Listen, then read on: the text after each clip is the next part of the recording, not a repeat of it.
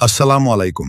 চাঁদপুর ফরিদগঞ্জ প্রকাশিত সংবাদের তীব্র প্রতিবাদ জানিয়ে সংবাদ সম্মেলন করেছেন স্থানীয় বাসিন্দারা। বিস্তারিত থাকছে আমাদের নিজস্ব প্রতিবেদকের পাঠ করা আজকের এই বিশেষ প্রতিবেদনে।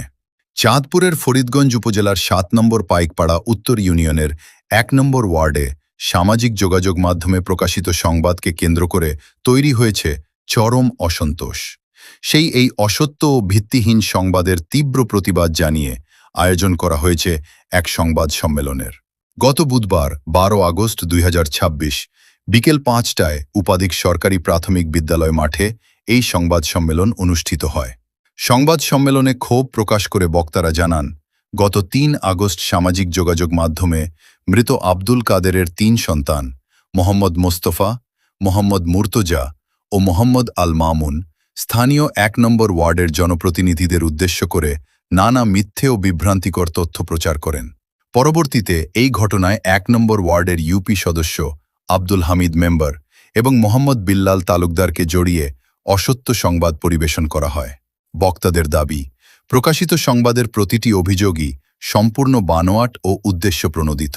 কোনো ধরনের প্রাথমিক যাচাই বাছাই না করে এবং সংশ্লিষ্ট ব্যক্তিদের কোনো বক্তব্য না নিয়েই এই ধরনের সংবাদ প্রকাশ করা হয়েছে। এর ফলে সমাজে ওই জনপ্রতিনিধিদের ভাবমূর্তি দারুণভাবে ক্ষুণ্ণ হয়েছে এবং তারা সামাজিকভাবে হেয় প্রতিপন্ন হয়েছেন। সংবাদ সম্মেলনে সাংবাদিকতার মূলনীতির কথা স্মরণ করিয়ে দিয়ে বক্তারা বলেন, যে কোনো তথ্য প্রকাশের পূর্বে তথ্যের সত্যতা যাচাই করা এবং উভয় পক্ষের বক্তব্য গ্রহণ করা বস্তুনিষ্ঠ সাংবাদিকতার পূর্বশর্ত। যাচাই বাছাই ছাড়া তথ্য প্রকাশ করলে তা সাধারণ মানুষের মনে বিভ্রান্তি তৈরি করে। ঘটনাটির সঠিক চিত্র উন্মোচনে নিরপেক্ষ ও সুষ্ঠু তদন্তের দাবি জানিয়েছেন স্থানীয়রা। একই সাথে বিভ্রান্তিকর তথ্য প্রচারকারীদের জমিনের কাগজপত্রে ওনারা দুর্বল আছে, ওনার ভাইদের লাগে খুলে নেই, বারবার ওনারা হিট করে দুইটা পক্ষে সালিশ মানে আমারও সালিশ আনছে তারা যে সে ২০০ মিলি জিম্বি এবং লাড়িয়েলে সম্পূর্ণ মিথ্যে। আমরা সত্যিটা যাচাই করি। সরকার থেকে ডিপুটি আমার কাছে আছে, কইছে জায়গা ৬.৫ দিব আর টাকা ফেরত দিব। আমার টাকা কথা না, আমার জায়গা ফেরত নেই। এখন থানায় চাঁদপুরে কোর্টে কেস চলতেছে বর্তমানে। এখন কাজ তো সব আছে, জায়গা ১৯%।